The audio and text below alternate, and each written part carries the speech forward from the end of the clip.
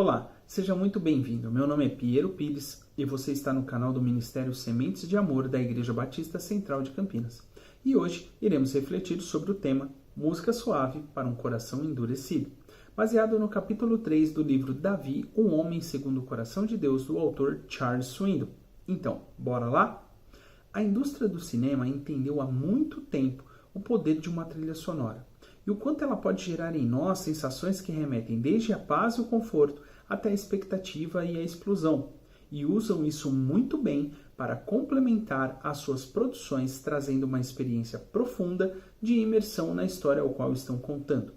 Quem de nós, ao escutar o solo de uma canção, nunca teve aquela sensação de nostalgia, relembrando algo que te marcou profundamente, transformando aquela canção num verdadeiro gatilho para nos levar diretamente a boas lembranças? Uma viagem, uma pessoa, um momento, um amor correspondido. Eu mesmo sinto isso sempre que escuto a introdução da música Glória, do Oficina G3, que está no álbum Indiferença, lançado em 1996, pois foi usado como marcha nupcial em meu casamento no ano de 2003. E você, tem uma canção, um som que te traz essa nostalgia? Escreve nos comentários que eu quero muito saber. Pois bem, todos entendemos que a música é um fator presente em todos os momentos da vida. E não seria diferente em nossa caminhada cristã. Haja visto que a música foi criada por Deus para louvor e adoração a Ele. Muito antes de existir o homem ou a voz da humanidade na terra, já havia música. Pode imaginar isso? Jó nos conta que as estrelas da manhã cantavam juntas lá em Jó 38:7. Isso significa que as estrelas tinham então vozes ou que o exército celestial as possuía e cantava para Deus. Em 1 Samuel 16, versículo 14 a 19, a palavra de Deus diz o seguinte: O Espírito do Senhor se retirou de Saul, um espírito maligno vindo da parte do Senhor o atormentava. Os funcionários de Saul lhe disseram: Há um espírito maligno mandado por Deus te atormentando. Que nosso soberano mande esses seus servos procurar um homem que saiba tocar a harpa. Quando o espírito maligno se apoderar de ti, o homem tocará a harpa e tu te sentirás melhor. E Saul respondeu aos que o serviam: Encontre alguém que toque bem e o tragam até aqui. Um dos funcionários respondeu: Conheço um dos filhos de Jessé, de Belém, que sabe tocar a harpa. É um guerreiro valente, sabe falar bem, tem boa aparência e o Senhor está com ele. Então Saul mandou mensageiros a Jessé com a seguinte mensagem: Envia-me seu filho Davi, que cuida das ovelhas. Registros arqueológicos, esculturas e inscrições antigas mostram que os nossos ancestrais acreditavam que a música acalmava as paixões, curava as doenças mentais e até evitava motins e tumultos. É interessante notar como Deus usa esta crença para oferecer o elo perdido que liga Davi a Saul e ao trono.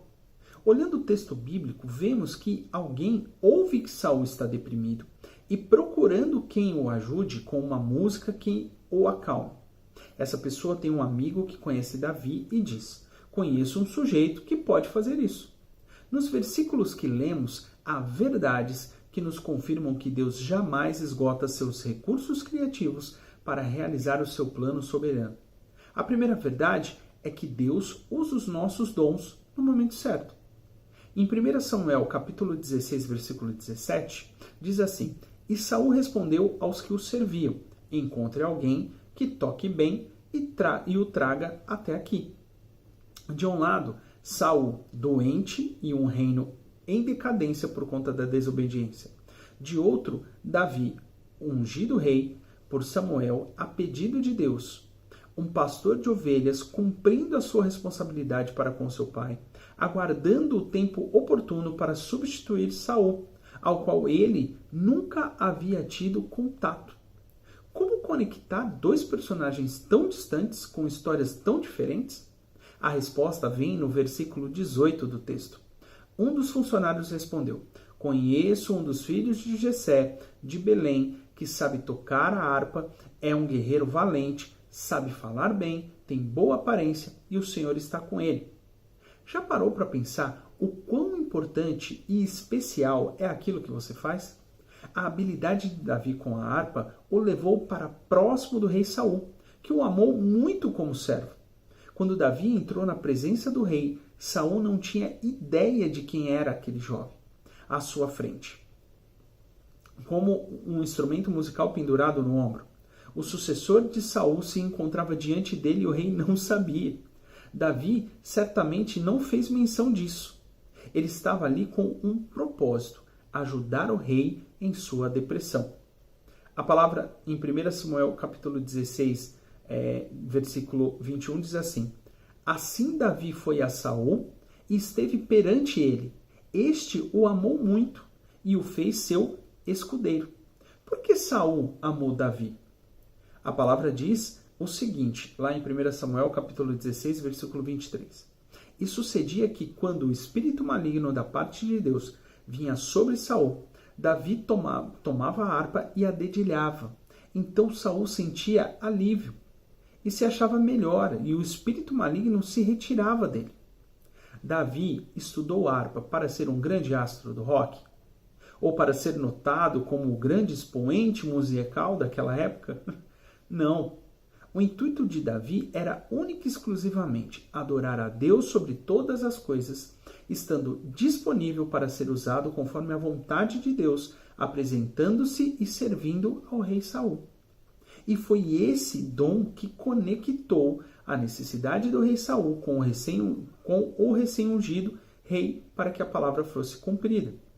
Eu passei vários anos da minha vida achando que, devido ao dom musical, eu seria um grande expoente da música cristã brasileira, quando na verdade Deus estava me preparando para ser um pai mais próximo para as minhas filhas, um marido parceiro para minha esposa, um membro disponível para a minha comunidade, um servo mais sensível à voz do Espírito Santo. Por isso, não negligencie os seus dons. Estude, treine, conheça, se prepare, pois a qualquer momento Deus poderá usá-lo cumprindo a sua palavra. A segunda verdade é que a adoração genuína alivia e liberta. Ainda em 1 Samuel, capítulo 16, versículo 23, a palavra diz: E sucedia que, quando o espírito maligno da parte de Deus vinha sobre Saul, Davi tomava a harpa e a dedilhava. Então Saul sentia alívio e se achava melhor, e o espírito maligno se retirava dele. A música de Davi era eficaz em seus objetivos. Ao mesmo tempo em que ela adorava a Deus, ela aliviava Saul. James Moffat, teólogo escocês, traduz como: ele tocou até que Saul respirasse livremente. Saul estava disposto a tentar qualquer coisa. Ele dizia assim: consiga-me um bom músico, disse ele. Não me importa quem seja, traga-o a mim. De algum modo, a música de Davi liberou os sentimentos aprisionados no íntimo desse homem atormentado, acalmando o animal selvagem dentro dele. Quando Davi o deixou, Saul já se sentia aliviado. A presença maligna se retirara. Deus fez uso do dom da música para colocar Davi na própria câmara do rei. Este não só sentiu o alívio do seu tormento, como encontrou amor em seu coração pelo jovem pastor, cuja a música comoveu sua alma. Davi não sacou dali do seu repertório a canção para o alívio, pois a eficácia não está na canção tocada, mas sim para quem a canção aponta. Em um tempo em que as canções estão apontadas para o próprio ser, o ser errado, o eu está mais presente nas canções do que Deus. Martinho Lutero acreditava que a reforma ela não estaria completa até que os santos de Deus possuíssem duas coisas. Uma, a Bíblia em seu próprio idioma, e o inário, que eles chamavam ali de saltério. Por quê? Uma levaria à compreensão mais profunda da sua fé, e a outra auxiliariam a expressar com alegria e deleite a profundidade dessa fé. Uma vez que canções não expressam essa profundidade, ficam desconectadas do objetivo principal da adoração. Vejam que quando sugerem Davi, eles enaltecem alguma característica importante.